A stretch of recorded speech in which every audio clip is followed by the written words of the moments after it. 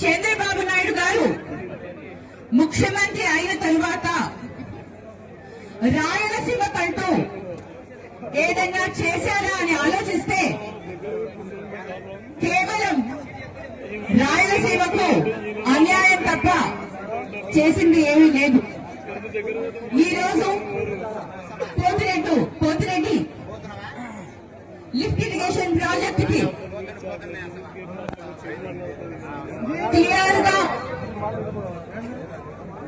తెలంగాణ ముఖ్యమంత్రి రేవంత్ రెడ్డి గారు అసెంబ్లీ సాక్షిగా ఆయన చెప్పడం జరిగింది.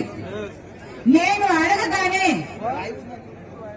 చంద్రబాబు నాయుడు గారు ఆ పనులన్నీ కూడా నిలిపివేయడం జరిగింది అని. అంటే రాయలసీమ